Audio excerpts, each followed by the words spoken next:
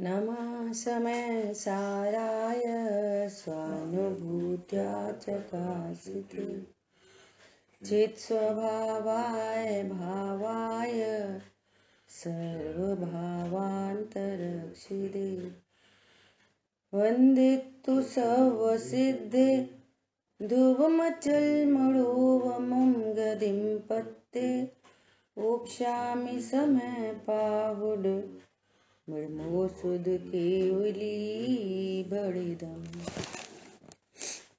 समय सारजी ग्रंथाधिराज पुण्य पाप अधिकार, और अपन पुण्य पाप अधिकार की शुरुआत ही कर रहे हैं। और इसमें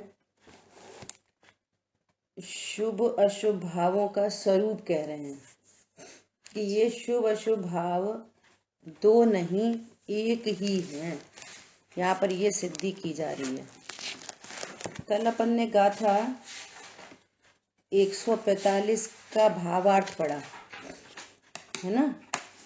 145 गाथा का भावार्थ पढ़ा। आज अपन टीका पढ़ेंगे, गाथार्थ पढ़ेंगे। यहाँ पर क्या कह रहे हैं कि अनादि से जो जीव पुण्य पाप में भेद करते हुए चला आ रहा है, पाप बुरा है पुण्य अच्छा है, ऐसी जो मान्यता है उसके चार हेतु बता रहे हैं कि चार हेतु हैं। चार कारणों से पुण्य पाप अलग अलग हैं। प्रत्यक्ष तो दिखाई दे रहा है ऐसा, लेकिन इस गाथा में वो पारलौकिक दृष्टि दिखाई है, अलौकिक दृष्टि दिखाई है, जिस दृष्टि से देखने पर वे दोनों एक ही निर्णीत होते हैं। एकदम सही बात है। दोनों ही अज्ञान रूप भाव हैं। उनसे होने वाला पुद्गल जो कर्म बंध है वो पुद्गल है। एक अच्छा एक बुरा नहीं है, पुद्गल है। उसके फल में जिसकी प्राप्ति होती है वो भी पुद्गल है।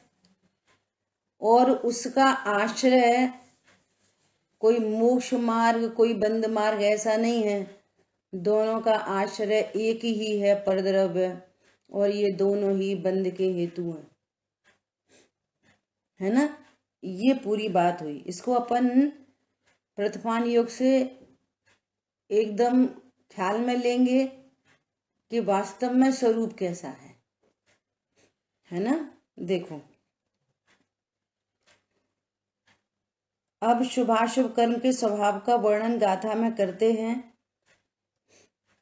है कर्म अशुभ कुशील अरु जानो, सुशील शुभ कर्म को इस रीति होए सुशील जो संसार में। किस रीति होए सुशील जो संसार में दाखिल करे। भैया हम तो समय सारजी ग्रंथ का स्वाध्याय कर रहे हैं।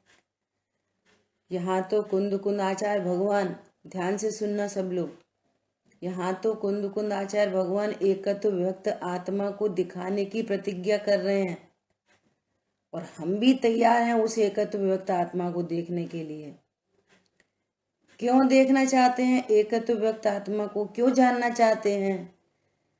क्योंकि वही मेरा वास्तविक स्वरूप है, नंबर एक। नंबर दो, उसी के आश्रय से कर्म की निर्जरा होती है। त्रिकाली ध्रुव भगवान आत्मा के आश्रय से ही निर्जरा होती है। सर्व कर्मों से सर्व दुखों से छूटा जा सकता है। इसलिए जो भाव बंध के कारण हो, हम भी ये प्रतिज्ञा लेके बैठे हैं कि हम अपने को उस रूप जानेंगे जिससे रत्नत्रय की प्राप्ति हो। हम भी अपने से भिन्न पर द्रव्यों को, पर भावों को ऐसा ही जानेंगे जो हमारे इस मंतव्य में हेतु बने। और जो बंद का करता है उसमें कर्म की निर्जरा का या धर्म का भ्रम नहीं रखेंगे। हम भी तैयार हैं। बोलो, आप सब लोग तैयार हो? तैयार है, तैयार है, तैयार। हाँ, तैयार हैं, है ना? तो जो बंद का किस रीति होए सुशील, वो सुशील कैसे हो सकता है? ऐसी पुलिस की ड्रेस में आने वाले वे लोग कैसे भले हो सकते हैं कि जो उन्होंने भी लूट लिया। एक तो ठग की ड्रेस में आए थे, वे तो दिख ही रहे थे कि ये तो ठग है, इनसे भैया बच के रहना। लेकिन जो पुलिस की ड्रेस में ठग बैठा है उसको हम कैसे अपने हित का कारण जान सकते हैं? समझ में आ गई बात? तो पुलिस भी ठग के ले गई। ऐसा ऐसा ये बाहर से दिखने वाला जिसको दुनिया सुशील परिणाम कह रही है, ये सुशील परिणाम नहीं है। ये भी बंद संसार में दाखिल करती है। देखो, अनंग सरा,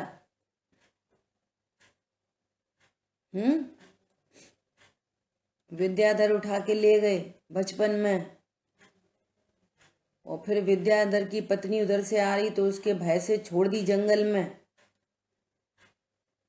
और 3000 वर्षों तक जंगल में रही। और ऐसा कोइंसिडेंस बना कि पिता का उस जंगल में आना हुआ और इसको अजगर ने मुंह में लिया, और पिता ने तीर चलाया। तो कैसा सुशील परिणाम!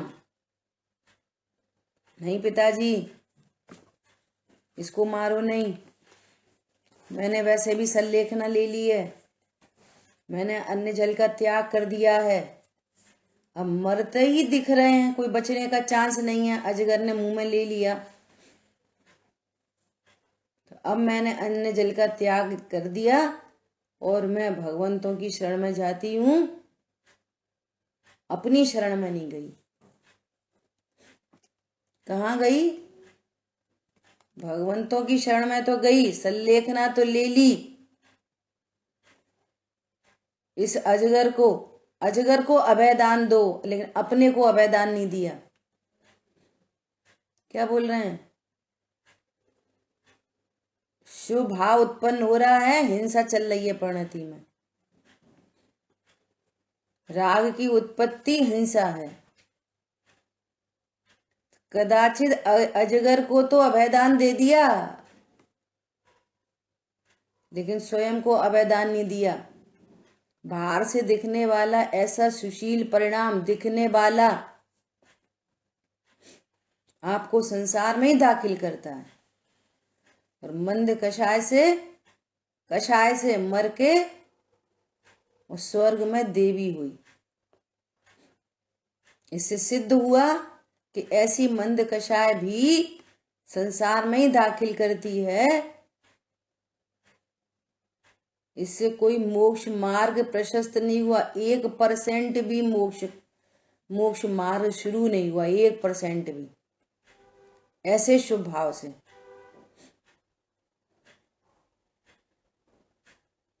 बोलो, सेठ जी स्वाध्याय कर रहे थे, है ना, लेकिन इस स्वाध्याय से इधर स्व का अध्ययन नहीं किया और पानी नहीं पिया, और पानी नहीं पीते पीते देह का वियोग हो गया। दुनिया कह रही है कितने बढ़िया सेठ जी, कितने बढ़िया सेठ जी, कितनी अच्छी मौत, स्वाध्याय करते करते चले गए और मेंढक हो गए जाके। बोलो, जो परिणाम वापस संसार में दाखिल करे, इसमें क्या मैसेज लेना है? ओहो, एकत्व विभक्त आत्मा को जानना कितना कंपलसरी है। ये शुभ परिणामों में धर्म की भ्रांति बिल्कुल ठीक नहीं है, क्योंकि ये परिणाम सुशील नहीं है, ये धर्म है ही नहीं, हो नहीं सकता। धर्म तो एकमात्र धर्मी के आश्रय से होता है। समझ में आ गई बात? ऐसी अद्भुत बात है। अशुभ कर्म कुशील है, बुरा है। शुभ कर्म सुशील है, अच्छा है। ऐसा तुम जानते हो? बोलो, तुम जानते हो कि नहीं ऐसा? बोलो।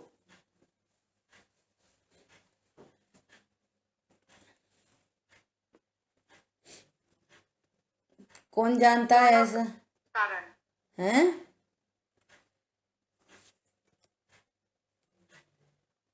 नहीं जानते। हाँ, ऐसा बोलो, पहले जानते थे अब नहीं जानते। हाँ चल, शुभ अशुभ दो अलग अलग भाव हैं, ऐसा आप जानते हो कि नहीं जानते?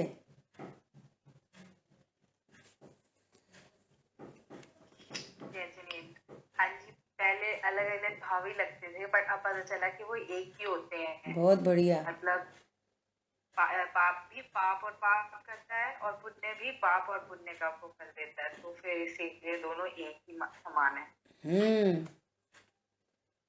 तो अब पाप करना चाहिए कि पुण्य करना चाहिए? क्या करें अब? अब अपनी आत्मा की शरण में रहना चाहिए और अपने स्वरूप को पहचान के उसी स्वरूप में रहना चाहिए। हाँ, अब ऐसा करना चाहिए कि ये दोनों एक हैं, ऐसा जानकर भेद ज्ञान करना चाहिए। आत्मा की शरण में जाने चाहिए का अर्थ क्या है? भेद ज्ञान करना चाहिए। और भेद ज्ञान की 3 परिभाषाएं हैं। भेद ज्ञान की 3 परिभाषा लिख लेना। वस्तु स्वरूप का ज्ञान, ये जो अपन ज्ञान कर रहे हैं ना अभी पुण्य पाप के बारे में, ये वस्तु स्वरूप का ज्ञान कर रहे हैं। सर्वज्ञ देव ने वस्तु स्वरूप बताई है। भैया धनिया अलग है, मिर्ची अलग है, जीरे अलग हैं, सरसों अलग है, अजवाइन अलग है, सब अलग अलग है, वस्तु स्वरूप बता रहे हैं। हल्दी अलग है, मसालदानी में 7 मसाले हैं, सब अलग अलग हैं, सबका स्वरूप न्यारा न्यारा है। ये वस्तु स्वरूप का ज्ञान। फिर रहस्य का विशेष ज्ञान। ओ, ये रहस्य की बातें हैं। मैं शरीर हूं, ये अज्ञानता है। अभी आंखें खुली हैं, आंखें खुली है, मोबाइल देख रहे हैं, आंखें खुली हैं, जिनवाणी देख रहे हैं, हम आंखों से जिनवाणी देख रहे हैं। नहीं, रहस्य का पता चल गया। आंखों से नहीं देखते, कान से नहीं सुनते, यहाँ फीलिंग बॉडी विद्यमान है। ये रहस्य जगत को पता नहीं है। कहते तो हैं लोग, सोल होती है, रूह होती है, आत्मा होती है, जीव होती है, ऐसा कहते तो हैं, पर वो मैं ही हूं। मैं पना शरीर में, मैं स्त्री हूं, पुरुष हूं, नहीं, मैं सोल हूं। रहस्य पता चल गया। और अब तक हम पुण्य पाप को भिन्न भिन्न जानते थे, रहस्य की बात पता चल गई। अरे दोनों संसार में दाखिल करते हैं, ये रहस्य पता चल गया। रहस्य का विशेष ज्ञान, सुभेद ज्ञान। अब रहस्य पता चलने पर मैं कौन हूं? मैं पुण्य पाप तत्व नहीं हूं। वे होंगे सुशील कुशील, मैं तो उनसे भिन्न भगवान आत्मा हूं। उनसे भिन्न मैं भगवान आत्मा हूं। अब जिस ज्ञान में मैं ज्ञायक हूं ऐसा ग्रहण हुआ, ये है भेद विज्ञान, इनका रिजल्ट। ये जो प्रोसेस चल रही थी ना वस्तु स्वरूप का ज्ञान, ये आत्मा में लीन होने की प्रोसेस है। ये वस्तु स्वरूप का भली प्रकार से ज्ञान, रहस्य का विशेष ज्ञान, और जिस ज्ञान में ज्ञायक का ग्रहण हो गया। बस मैं ज्ञायक हूं, मैं त्रिकाली हूं, मैं ध्रुव हूं, मैं परिपूर्ण हूं, मैं अविनाशी हूं, मरता नहीं हूं, है ना? ये है रहस्य का विशेष ज्ञान। ये काम करना है। और शुभ अशुभ भाव तो मैं करता ही नहीं। पहली बात तो सीधा आंसर कहाँ से चाहिए? तो पाप करें कि पुण्य करें? अरे मैं अकर्ता गायक हूं, मैं क्या करूं? तो हो तो रहे तुमको कि हाँ होते हैं। हर अंतर मुहूर्त में शुभ अशुभ परिणाम बदलते रहते हैं, होते हैं, स्वीकार है। लेकिन मैं नहीं हूं वो, मैं उनका करता नहीं हूं। कल बात चली थी ना कि अणु मात्र भी राग शेष हो तो वो बंध में हेतु बनता है, उससे निर्वाण नहीं होता। और यहाँ कह रहे हैं कि अणु मात्र भी, अंश मात्र भी लाग लपेट हो पुण्य पाप में तो सम्यक दर्शन नहीं होता। क्या बोला? अरे वो तो करना तो चाहिए, होना तो चाहिए। वैसे तो अपन भगवान आत्मा ही है। ये ऐसे और वैसे चलेंगे ना तो इतनी सी भी लगार हो, इतनी सी भी लगार तो दूध खराब हो जाता है। ऐसे इतनी सी लगार में तुम्हारा तत्व निर्णय खराब है। इसको तत्व निर्णय नहीं कहते। कल अजय भैया ने प्रश्न किया था, कौन सी, हाँ दोपहर में किया था, सुबह किया था, कि आत्मा को जाने कि ऐसे जाने कि कोई लगार नहीं, करता ही हूं मैं। शुभ अशुभ भाव नहीं करता और शुभ अशुभ भाव मेरा कुछ नहीं करते। एक बुरा और एक अच्छा नहीं है। पहले दोनों को बुराई कहा जाता है चरणान योग की शैली में, और फिर दोनों को भिन्न कहा जाता है भेद ज्ञान की प्रोसेस में। और फिर वो भिन्न है मेरे से, मैं ही मैं हूं। ये अध्यात्म है, प्योर अध्यात्म, मैं ही मैं हूं बस। अब भिन्न भिन्न भी कुछ नहीं दिख रहा ना, अच्छा बुरा तो दिख ही नहीं रहा, भिन्न भी नहीं दिख रहा, बस मैं तो ज्ञायक हूं। ये निर्णय अनुभव हो गया। ठीक है। सो कह रहे हैं वो सुशील कैसे हो सकता है जो जीव को संसार में प्रवेश कराता है। अब देखो टीका, किसी कर्म में शुभ परिणाम निमित्त होने से और किसी में अशुभ जीव परिणाम निमित्त होने से कर्म के कारणों में भेद है। कर्म के कारणों में मतलब जो कर्म बंद हो रहा है ना, एक से तो शुभ प्रकृतियां बन रही हैं, एक से अशुभ प्रकृतियां बन रही हैं। परिणाम तो न्यारे न्यारे हैं। एक में तो जीव के दया क्षमा आदि के भाव हैं और एक में दया क्षमा आदि के भाव नहीं है। उससे विपरीत भाव में लड़ाई झगड़े कुशील आदि के भाव हैं, है ना। तो कह रहे हैं कोई कर्म शुभ पुद्गल परिणाम में है, कोई अशुभ पुद्गल परिणाम में होने से कर्म के स्वभाव में भेद है। कर्म का स्वभाव और उस कर्म बंध का कारण, जीव के शुभ अशुभ भाव और उनके निमित्त से होने वाले कर्म बंध, दो चीजें हो गई, है ना। शुभ अशुभ भाव तो स्पष्ट दिखाई देते हैं भिन्न भिन्न। देखो ये पूजा करता है, ये दान करता है, देखो ये झगड़ा करता है, मदिरा पीता है, ये मंदिर जाके अभिषेक करता है। परिणाम ही न्यारे न्यारे दिख रहे हैं और इनसे होने वाला कर्म बंध भी न्यारा न्यारा है। एक से शुभ बंध होता है, एक से अशुभ बंध होता है, कर्म के बंध, है ना। कोई कर्म शुभ पुद्गल परिणाम में है, कोई अशुभ पुद्गल परिणाम में होने से कर्म के स्वभाव में भेद है, प्रकृतियों में भेद है।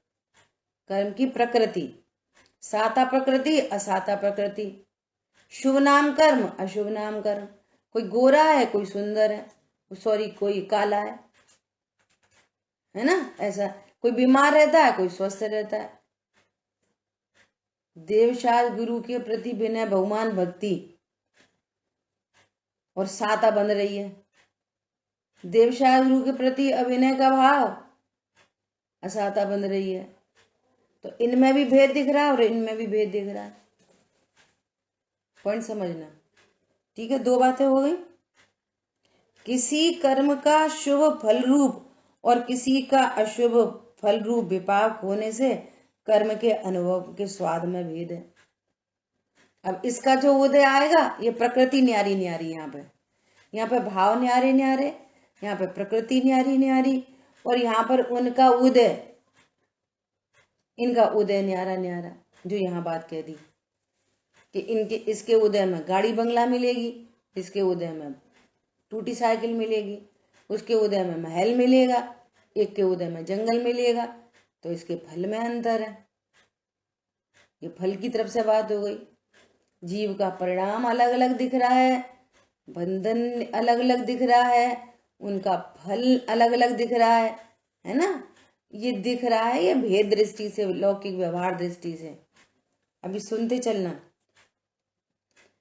कोई कर्म अच्छे मोक्ष मार्ग के आश्रित होने से और कोई कर्म अशुभ बुरे बंध के आश्रित होने से कर्म के आश्रय में भेद है। तो क्या कह रहे हैं कि ये जो शुभ परिणाम है ना, ये मोक्ष मार्ग के हेतु हैं, और अशुभ है ये बंध के हेतु हैं। देखो, मोक्ष मार्गी जीवों को शुभ भाव होते हैं और बंध वालों को अशुभ भाव होते हैं। तो शुभ परिणाम मोक्ष मार्ग के आश्रित हैं और अशुभ परिणाम बंध के आश्रित हैं। ऐसी चार हेतु दे रहे हैं, ठीक है। भावार्थ तो अपन ने कल पढ़ लिया था, एक बार अपन और रिपीट कर ले रहे। पहले टीका पढ़ते हैं। यद्यपि कर्म एक ही है, तथापि कई लोगों का ऐसा पक्ष है कि वह कोई कर्म शुभ कोई कर्म अशुभ है, परंतु यह पक्ष प्रतिपक्ष सहित है। वह प्रतिपक्ष अर्थात व्यवहार पक्ष का निषेध करने वाला निश्चय पक्ष इस प्रकार है। ये तो तुम एकदम व्यवहार, लौकिक व्यवहार दृष्टि से देखते हो, इनमें भेद दिखाई देता है। पारलौकिक दृष्टि देखो कैसी अद्भुत दृष्टि है। पारलौकिक दृष्टि क्या कह रही है? जीव का जो परिणाम है, शुभ हो कि अशुभ हो, जो जीव का ये दोनों आश्रव तत्व हैं, और ये अज्ञान में भाव है। ये पहले सिद्धि हो गई कर्ता कर्म अधिकार में। शुभ अशुभ भाव क्या है? अज्ञान में भाव है, अज्ञान विधाता है इनका। सो ये एक ही प्रकार के भाव हो गए। तुम शुभ अशुभ कह रहे हो, ये तो अज्ञान में भाव है। शुभ हो गया अशुभ, अज्ञान में भाव है। देखो, अनंग सरा स्वर्ग में जाके देवी हुई। यदि सम्यक्त की धारी होती, ये सुशील परिणाम यदि सम्यक दर्शन प्राप्त कराता, तो स्वर्ग में जाके देवी नहीं होती, देव होती। क्योंकि सम्यक दृष्टि जीव स्त्री पर्याय में उत्पन्न नहीं होते। इतना शुभ परिणाम भी मिथ्यात्व के नाश करने में सक्षम नहीं है। पहले सुनाया था ना कि दो चींटी पेड़ पर खेल रही थी अपने, और एक ऐसे हुआ कि हाथी निकल रहा था। हाथी निकला, जैसे उसने चिंगाड़ मारी तो भय से, है ना, बहुत हवा आई तो एक चींटी हाथी के ऊपर गिर पड़ी। हाथी के ऊपर गिर पड़ी तो ऊपर वाली चींटी क्या बोली? दबा ले, मौका अच्छा है। बोलो, चींटी हाथी को दबा सकती है? ऐसे ही ये शुभ परिणाम मिथ्यात्व का नाश करने में सामर्थ्यशाली है। बोलो, शुभ परिणाम से मिथ्यात्व का अभाव होता है। सबसे लास्ट पॉइंट में कह रहे हैं ना कि ये मोक्ष मार्ग के आश्रित है। ये शुभ परिणाम मोक्ष मार्ग के आश्रित है कि बंध मार्ग के ही आश्रित है? अशुभ परिणाम से ही बंद होता, शुभ से ही बंद होता। ऐसा हाईएस्ट 28 मूल गुण के परिणाम तत्व ज्ञान के बिना के संसार में ही दाखिल करते हैं। इनमें ताकत नहीं है, ये मिथ्या तुम के हाथी को दबा दें, ऐसी बात कह रहे हैं। ठीक है, अब निश्चय का पक्ष क्या कह रहे हैं? जीव के जो शुभ अशुभ परिणाम है वे अज्ञान में होने से एक ही हैं, और उनके एक होने से कर्म के कारणों में भेद नहीं है, इसलिए कर्म भी एक ही है। तुम कह रहे हो शुभ प्रकृति अशुभ प्रकृति, ये भेद से कहा जाता है, वास्तव में इसके फल में कर्म बंधता है। एक लोहे की बेड़ी है, एक सोने की बेड़ी है, दोनों बेड़ी है, बेड़ी मिलती है, बेड़ियां। एक तोता कुछ अच्छे काम करे तो सोने के पिंजरे में बंद हो जाता है, एक तोता कुछ खराब काम करे तो लोहे के पिंजरे में बंद होता है। तो सोने का पिंजरा कितना अच्छा है? पिंजरा कर्म। कौन सा पिंजरा अच्छा है, सोने का कि लोहे का? भैया वो पिंजरा है भैया, ये कर्म है, शुभ और अशुभ ये दोनों कर्म है। भाव अज्ञान में भाव है, उसके फल में होने वाला बंधन ये कर्म है, पुद्गलमय है। अब सुनना, बहुत इंपॉर्टेंट। इसके उदय में आने पर जो सामग्री प्राप्त होती है, शुभ अशुभ कर्म का फल आने पर, उस बंध का फल आने पर क्या मिलती है तुमको? बोलो, क्या मिलेगा? जो आपने शुभ प्रकृति बांधी उसके फल में क्या मिलेगा? पुद्गल ही मिलेगा भैया, पुद्गल ही मिलता है। अच्छे पत्नी, दुकान, मकान, देव, शास्त्र, गुरु, अच्छा शरीर, स्वस्थ शरीर, सब क्या चीज है ये? किसी कर्म के उदय में भेद ज्ञान मिलता है? बोलो, ऐसा कौन सा कर्म का उदय है जिसके फल में भेद ज्ञान मिलता है? उसके उदय में भी पुद्गल मिला, इसके उदय में भी पुद्गल मिला। दोनों प्रकार के पुद्गल मिलने पर गुरुदेव श्री कैसे बोले? धूड़ छे साहब, करोड़पति आए हैं। करोड़पति नहीं आए, धूड़नोपति छे।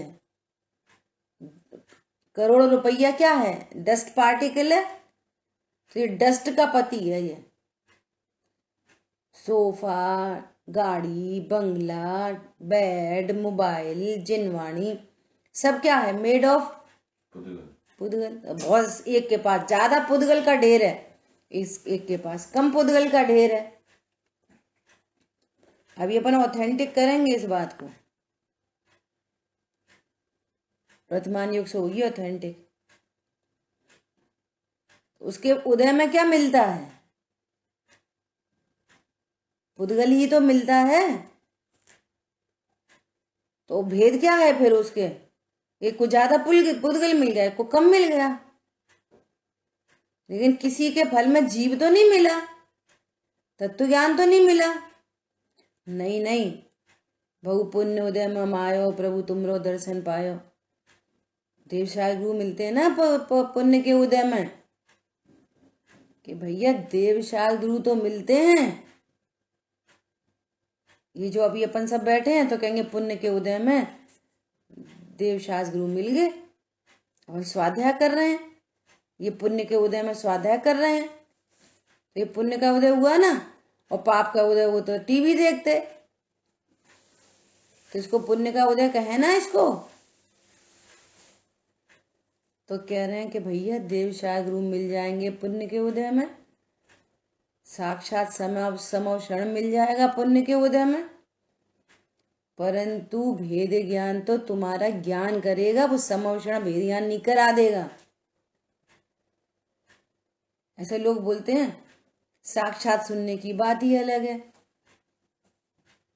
नेट पर सुनने की बात अलग है, वो साक्षात सुनते हैं। भैया साक्षात दिव्य धनी सुनकर भी लोग मिथ्या दृष्टि रह जाते हैं, और ऑनलाइन सुनकर भी लोग तत्व ज्ञान कर लेते हैं, क्योंकि तत्व ज्ञान का संबंध उपयोग लगाने से है। चाहे जहां पे करोगे, देवशाह साक्षात समर्पण में जाकर भी क्या सुनोगे? दिव्य ध्वनि पुद्गल को ही तो सुनोगे कि वहां पे अमूर्तिक भगवान आत्मा दिख रही है, अनंत भगवान की परम औदारिक शरीर ही दिख रहेगा। दिव्य ध्वनि है वो भी पुद्गल मेड है और ये भी दिव्य ध्वनि है। ये समय सार सिमंदर भगवान से होके आए और फिर ये लिखा और लिखकर ये सब चीजें सुरक्षित अपने पास तक आ गई तो कहते हैं लौकिक भाषा में महाभाग्य से, बहुत पुण्य के उदय से अपने पास आ गई। अब ये पुण्य का उदय क्या कर देगा? पुण्य का उदय कुछ नहीं करेगा, आप उपयोग लगा के तत्व निर्णय करोगे तब इस पुण्य के उदय पर निमित्त का आरोप आएगा। तत्व निर्णय नहीं किया तो पुण्य के उदय क्या करेगा? बोलो। और अपन तो साक्षात ही उदाहरण है। ये कोरोना काल में ये झंझट हुई तब अपने पास इंडिया में ये सारी चीजें आई और अमेरिका की क्लास तो पिछले 12-13 साल से ऑनलाइन ही चल रही है। वो तो पहले से ही चल रही थी 12-13 साल से। एक बात। और दूसरी बात, भैया के माध्यम से जो अपनी स्टडी हुई वो पूरी फोन से हुई। अभी तो कम से कम ऐसा भी है, जूम मीटिंग है और ऐसा है, हाथ में ऐसा पकड़ के फोन ऐसे और ऐसे हुई। कभी साक्षात्कार होता था? बोलो। तो उपयोग लगाने से, वस्तु स्वरूप के ज्ञान से, रहस्य के विशेष ज्ञान से और ज्ञान में गायक का ग्रहण हो। बोलो। इससे भेद ज्ञान होता है और तुमको भेद ज्ञान हुआ तो ये निमित्त पढ़ते हैं। तो क्या बोल रहे हैं?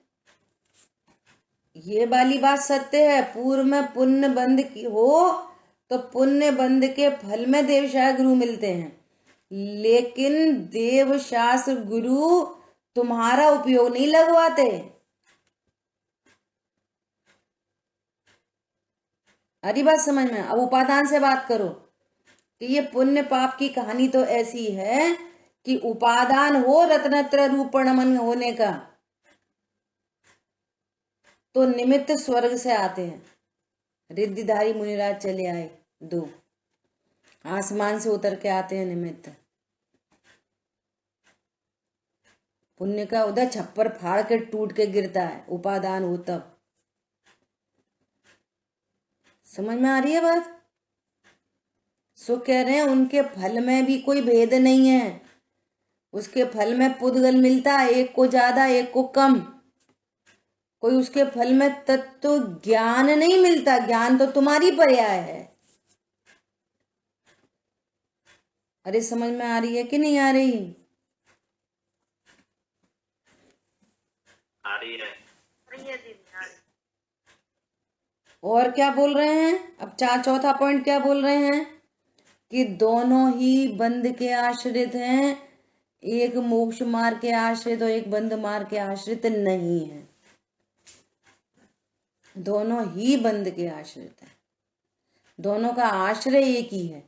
दोनों का आश्रय शुभ अशुभ परिणाम, दोनों का आश्रय परद्रव्य है, स्वद्रव्य नहीं है। दोनों का आश्रय संवर तत्व का आश्रय है भगवान आत्मा।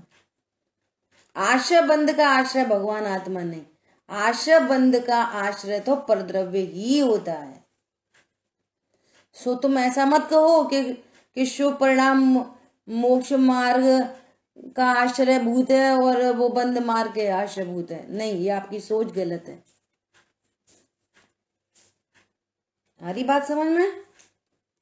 4 हेतुओं से इनको एक सिद्ध किया। निश्चय दृष्टि ऐसी है, वो तुम्हारी एकदम लौकिक व्यवहार दृष्टि है, लेकिन परमार्थ दृष्टि ऐसी है। देखो दूसरा पैराग्राफ पढ़ते। शुभ या अशुभ परिणाम केवल अज्ञान में होने से एक है। उनके एक होने से कर्म के कारणों में भेद नहीं है, इसलिए कर्म भी एक है। शुभ या अशुभ पुद्गल परिणाम केवल पुद्गल में होने से एक है।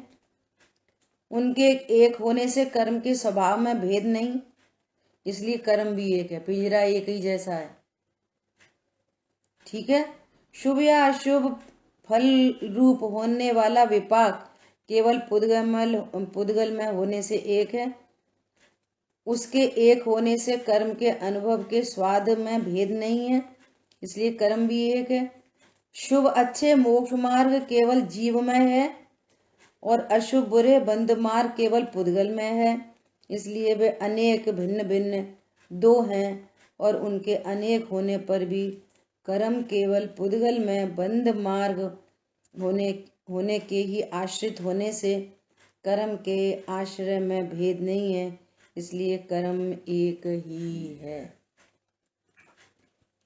अब देखो कुछ उदाहरणों के माध्यम से अपन इस बात को समझते हैं। देखो, सीता जी का पूर्व के भव में एक अशुभ भाव उत्पन्न हुआ।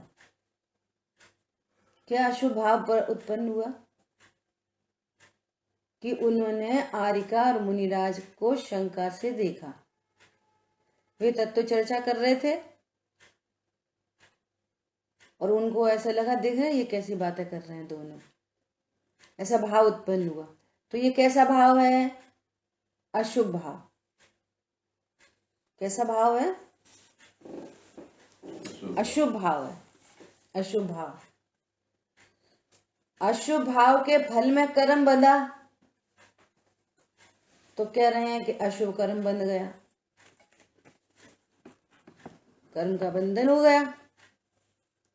ठीक है, अशुभ बंधन हुआ। अब उसका उदय आया,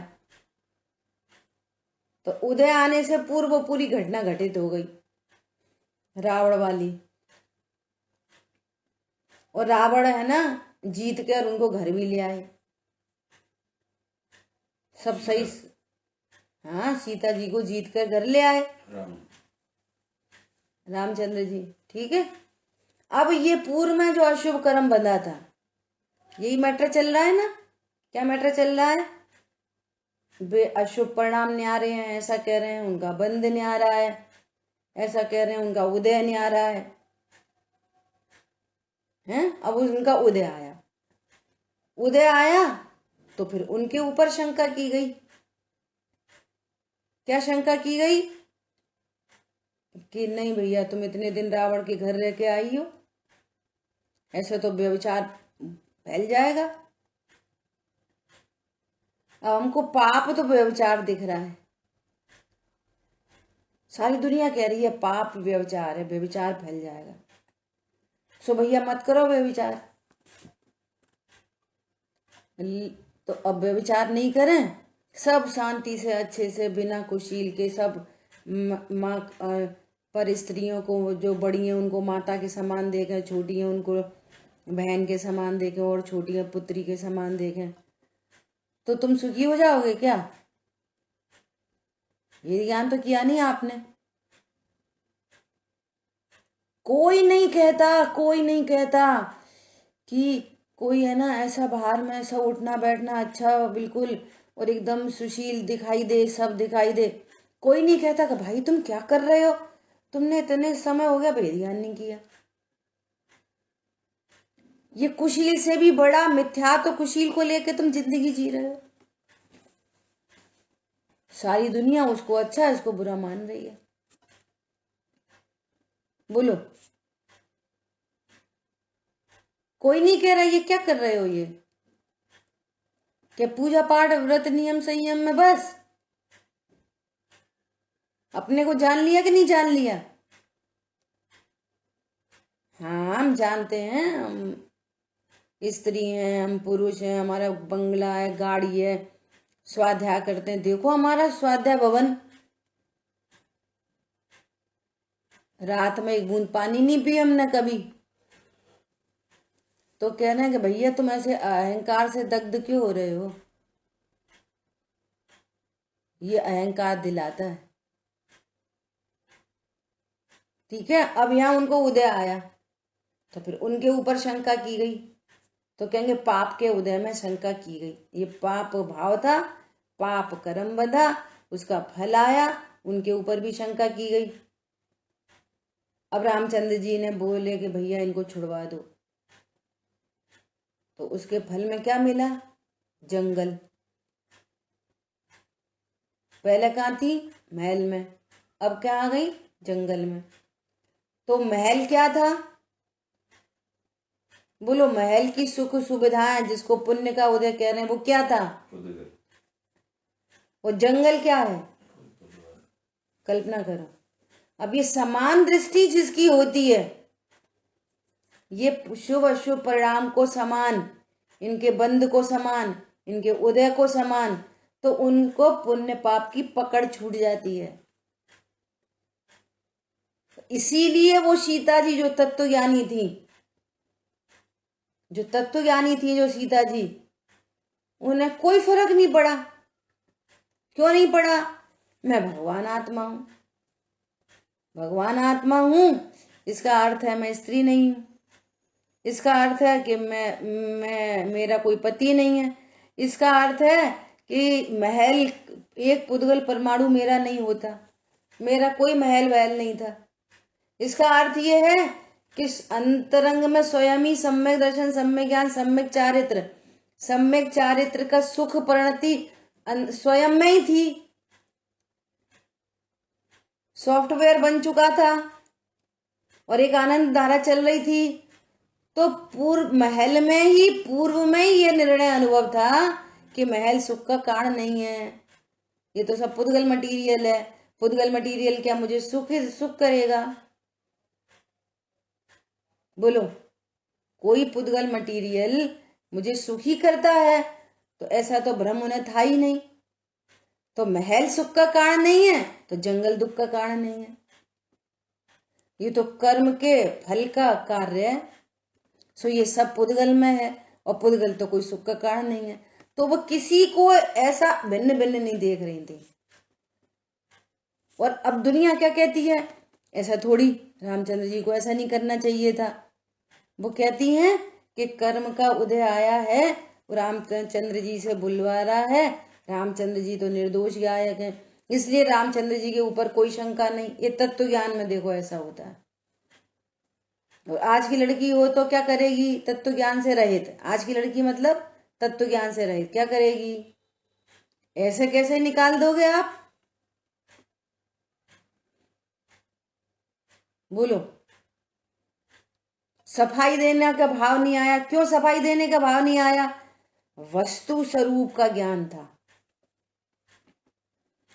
पूर्व में याद आ गई, मुनिराज से पूछा, प्रभु ऐसा सब क्यों हुआ? मुनिराज ने बताया, पूर्व में ऐसा भाव हुआ था, उसके फल में ये कार्यक्रम हुआ है।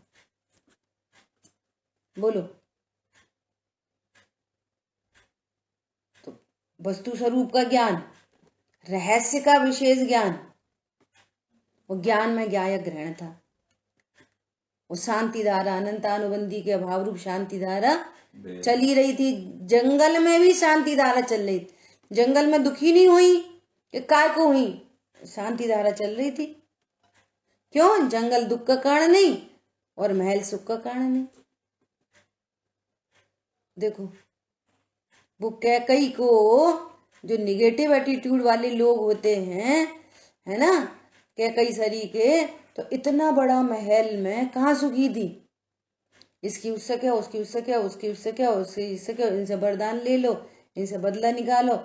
तो ऐसे अज्ञान मोह राग द्वेष से तो जीव स्वयं ही दुखी होता है।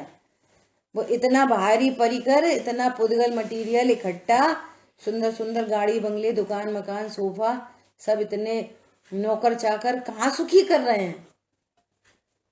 इसलिए पुण्य का फल भी पुद्गल है, वो सुख का कारण है। क्या बोला? शुभ अशुभ भाव अज्ञानमय होने से एक है। उनके फल में बंधने वाला कर्म एक है, पिंजरा है दोनों। क्या फर्क पड़ता है? सोने का चांदी का बंधन है। साता प्रकृति है, साता प्रकृति, साता साता प्रकृति की बात सुन लो। पिताजी ने पूछा मैना सुंदरी से, मैना सुंदरी तुम्हारे ज्ञान में कोई लड़का हो तो बताओ, हम तुम्हारे भाग्य विधाता हैं। तो मैना सुंदरी क्या बोली? पिताजी, सुशील घर की लड़कियां अपने पति का चयन नहीं करती। मेरे पुण्य के उदय से, मेरे पाप के उदय से, भाग्य से जो विधाता हमने लिखा है, विधाता मतलब भगवान नहीं, कर्म में, कर्म के लेके जो काम है अपने यहाँ, विधाता मतलब कर्म प्रकृति। आप मेरे भाग्य के विधाता नहीं, आप ही खुद चयन करो, ये कार्य मुझे शोभा नहीं देता है, ऐसा बोल दिया। सुर सुंदरी से पूछा तो उसने तो बता दी, मैं उस फलाने फलाने राजा से प्रेम करती हूँ, या मुझे वो अच्छा लगता है, अब उससे शादी करा दो। तो कह रहे हाँ, मैं हूं भाग्य विधाता, देख तूने बताया, मैं करूंगा तेरी शादी राजा से, और देख तेरा भी भाग्य विधाता मैं हूं। ईगो हर्ट हो गई पिताजी की। अब निमित्त बनते हैं सब ऐसे ही, है ना। और ढूंढवाया और कोड़ी कोड़ी ढूंढा, जो कामदेव और पाप के उदय में कोड़ फूट गया, और कोड़ी को पकड़ के लाके और शादी कर दी। ठीक है, भले ही बाद में पछताए, अब शादी हो गई। प्रश्न है कि सुर सुंदरी को क्या मिला और मैना सुंदरी को क्या मिला? इसको पाप के उदय में क्या मिला, उसको पुण्य के उदय में क्या मिला? बोलो। सुंदर शरीर, सुंदर पति, सुंदर गाड़ी बंगला, एकदम बढ़िया, इसको कोड़ी पति। बोलो, पति मतलब क्या? शादी के बाद किसी को कोड़ फूट जाए तो क्या होएगा? पति मतलब क्या? पति जी, ये शरीर का भी जो व्यवहार चलता है ना, वो आत्मा से चलता है। विसम्यक दृष्टि पुरुष, शरीर में कोड़ फूटने पर भी अपन कह रहे हैं असाता के उदय में, वो असाता तब असाता कहलाती है जब आपके श्रद्धान में विपरीतता हो, मोह हो। मोह होने पर, अनंतानुबंधी होने पर बाहर का कोड़ दुखी कर सकता है, और यदि अनंतानुबंधी मिथ्यात्व नहीं है तो वो असाता का उदय, अकेला असाता का उदय दुख देने में समर्थ नहीं होता। साता असाता के उदय मोह के ऊपर बैठकर काम करते हैं। क्या बोला? मोह के ऊपर बैठ के बात काम करते हैं। हाँ, मोह हो तो आपको दो चीजें दिखाई देंगी, और मोह नहीं है तो कुछ नहीं, पुद्गल का परिणाम है, शरीर का परिणाम है, और मैं देह नहीं। पाप का उदय आया है और मैं तो इससे भिन्न भगवान आत्मा हूं। बोलो, सुर सुंदरी को क्या मिला और मैना सुंदरी को क्या मिला? अब वे वो बोल रहे हैं खुद से, क्या बोल रहे हैं श्रीपाल? हे सुंदरी, तुम क्यों मेरे साथ आना चाहती हो?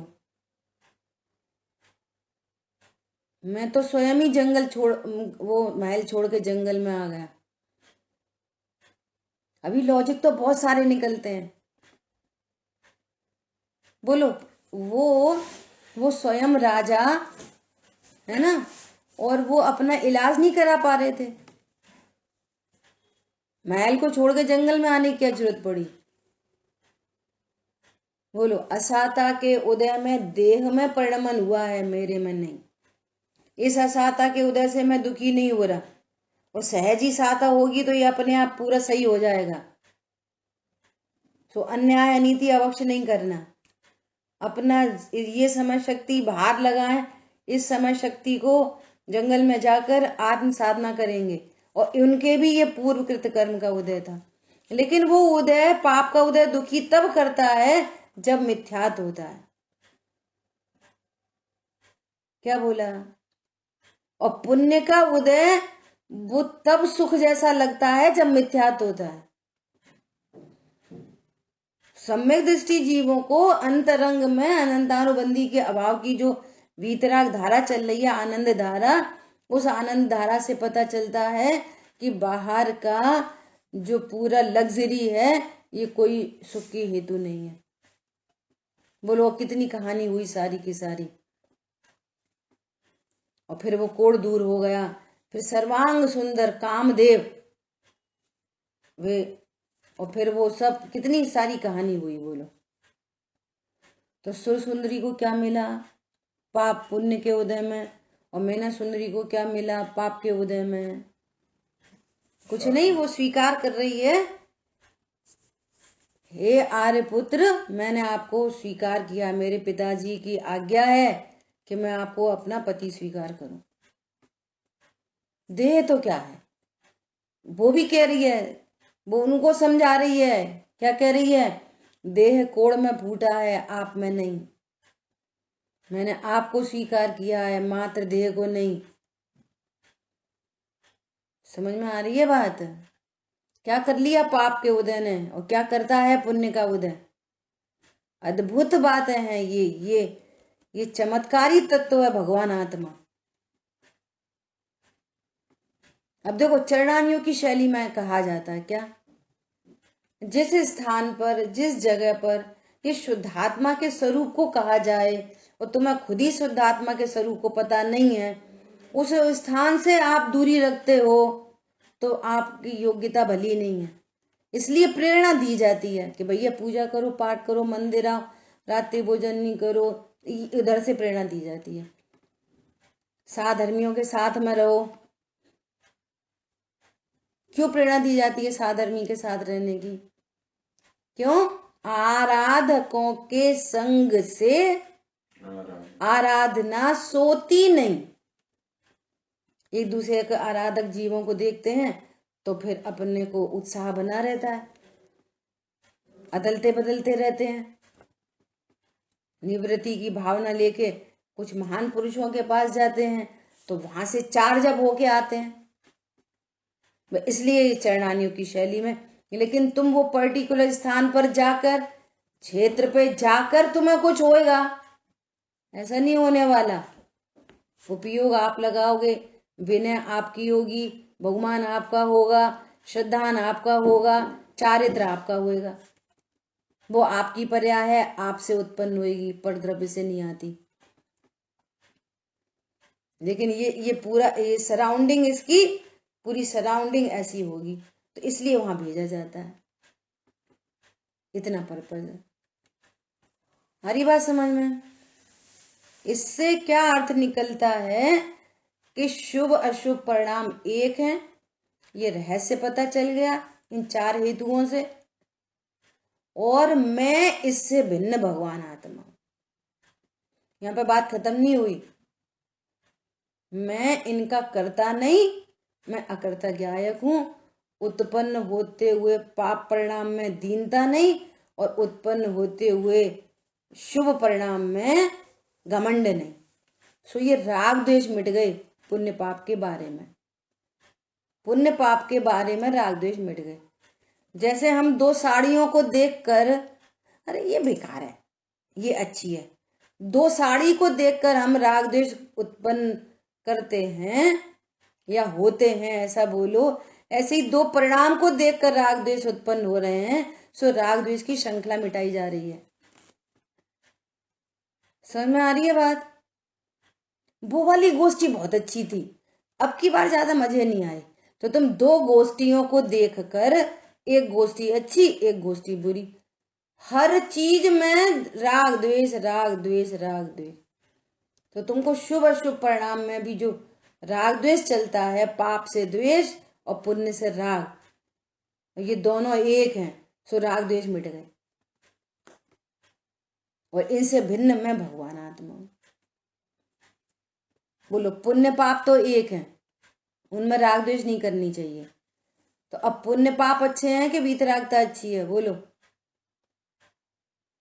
ज्ञान के लिए। बोलो पुण्य पाप अच्छे, शुभ शुभ भाव अच्छे कि वीतरागता अच्छी? वीतरागता। मैं त्रिकाली ध्रुव बच्चा। हाँ, वीतरागता, फिर अगेन नया राग द्वेष हो गया। क्या? पुण्य पाप बुरे और वीतरागता अच्छी, तो फिर ये राग द्वेष उत्पन्न हो गए। मैं भगवान आत्मा स्वपर प्रकाशक, मेरे ज्ञान में सब कुछ झलकता है, मेरे लिए कोई अच्छा नहीं है, कोई बुरा नहीं है, ऐसा जानकर साम्य भाव प्रकट हुआ। बस अभी चर्चा चली ना, न महल से राग और न जंगल से द्वेष। ऐसे ही पहले पुण्य पाप में राग द्वेष नहीं, फिर आश्रव और संवर तत्व में राग द्वेष नहीं। क्यों? मैंने मेरे स्वरूप को जाना है, मैं ज्ञान स्वरूपी भगवान आत्मा हूं। ठीक है, क्लियर?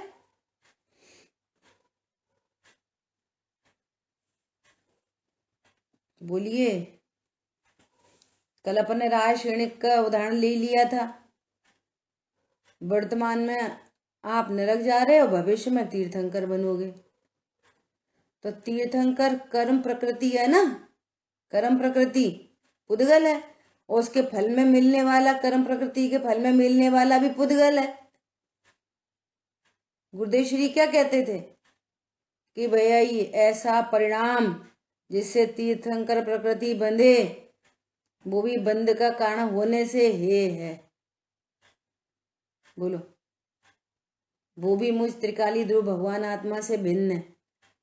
ऐसा भाव, ऐसे भाव करो जिससे तीर्थंकर प्रकृति बंधे। बोलो, क्या भाव कह रहे हैं? देखो, आखिरी बात आज की, कि ये सारा तो सब कर्माधीन विनाशी चीजें हैं। बोलो, भरत चक्रवर्ती के कितने 923 पुत्र, थोड़े बहुत नहीं, निगोद से निकले सीधे 2 इंद्री, और उनने कितना पुण्य बांधा। सीधे भरत चक्रवर्ती के पुत्र, डायरेक्ट 2 इंद्री से भरत चक्रवर्ती के पुत्र, है ना। और उसी भव से मुख चले गए और बोले ही नहीं, मौन। फिर उन्होंने पूछा भरत जी ने,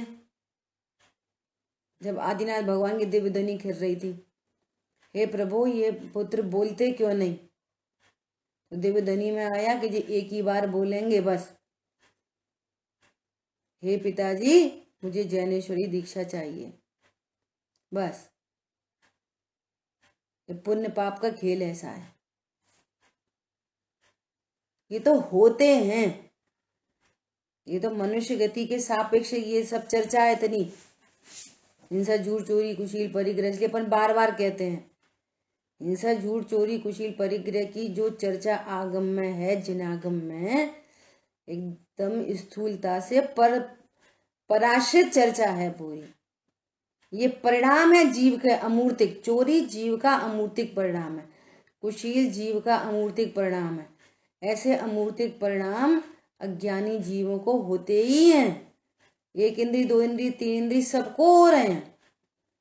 ऐसे ही ये शुभ परिणाम जिनको दया दान आदि कहते हैं, तो ऐसे परिणाम 1 इंद्री, 2 इंद्री जीवों को भी होते हैं। हम सोच रहे हैं कि हमने कोई चीज उठा के 10,000 रुपया उनको दे दिए तब दान है। नहीं, ये तो द्रव्य दान है। भाव दान जीव की पर्याय है। और द्रव्य दान होने पर भी भाव दान नहीं हो तो नहीं हो, अंतर में ये पीछे पड़ जाते, देने पड़ते, तो भाव दान नहीं हुआ, भाव क्रोध हुआ। सो भाव क्रोध का फल लगता है, रुपए देने का फल नहीं लगता, क्योंकि वो तुम्हारी क्रिया नहीं। सो ये पुण्य पाप तो कोई बड़ी चीज नहीं है। बात तो ये है भेद विज्ञान करके दोनों के स्वरूप को जानकर स्वभाव सन्मुख हो, ऐसी अपनी मंगल भावना। जिन वाणी के ज्ञान से सूझे लोकालोक, सो वाणी मस्तक नमो सदा दे तुम दो। बोलिए द्वाशांगमयी जिनवाणी माता की जय। जय जिनेन्द्र सभी को।